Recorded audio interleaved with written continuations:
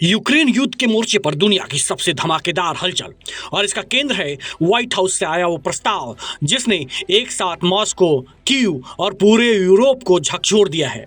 Donald Trump की 28 सूत्रीय शांति योजना एक ऐसी योजना जिस पर रूस ने हाँ भी कहा और धमकी भी दे दी। लेकिन ध्यान रखिए, ये खबर सिर्फ डिप्लोमेसी की नहीं बल्कि भू राजनीतिक दबदबे, दबाव और डर की है।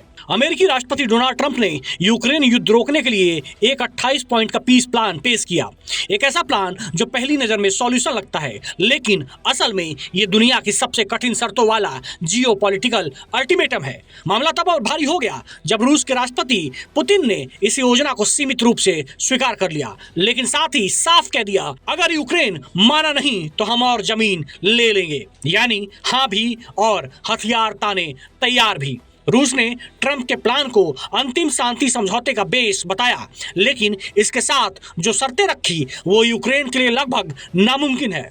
यूक्रेन को रूस को और इलाके सौंपने होंगे, सेना का आकार घटाना होगा, नाटो सदस्यता का सपना छोड़ना होगा और बदले में मिलेगी सीमित सुरक्षा गारंटी। पुतिन ने सीधा सीधा कीव को अवास्तविक बताया और कहा, अगर यूक्रेन नहीं माना तो कुपियांस्का जैसा हाल कई जगह होगा। हम तब तक आगे बढ़ेंगे जब तक शांति न मिल जाए। ये सिर्फ चेतावनी नहीं, ये युद्ध के अगले चरण का ब्लूप्रिंट है। डोनाल्ड ट्रंप ने यूक्रेन को 27 नवंबर तक डेडलाइन दे दी है।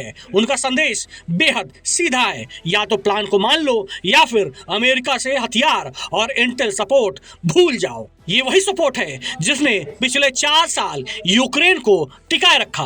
अगर ये रुक गया तो तस्वीर दुनिया देख सकती है। यूक्रेन के राष्ट्रपति जेलेंस्की ने कहा कि ये योजना यूक्रेन की गरिमा और संप्रभुता के खिलाफ है। हम गद्दारी नहीं कर सकते, लेकिन उन्होंने स्वीकार किया कि यूक्रेन अब बहुत कठिन चुनाव के मोड़ पर खड़ा है, या गरिमा खोने का खतरा या एक बड़ा साझेदार खोने का खतरा। यानी कीव दो आग के बीच फंसा है, एक तरफ रूस का दबाव, दूसरी तरफ अमेरिका का।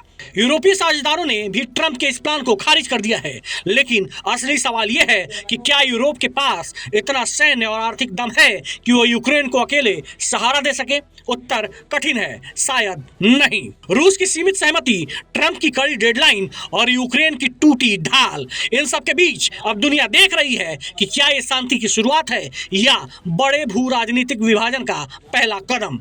एक बात तय है, यूक्रेन युद्ध का समाधान अब बातचीत से नहीं, दबाव, धमकी और समझौतों की लड़ाई बन चुका है, और इस बार शांति अगर आएगी तो भारी कीमत चुकाएगी।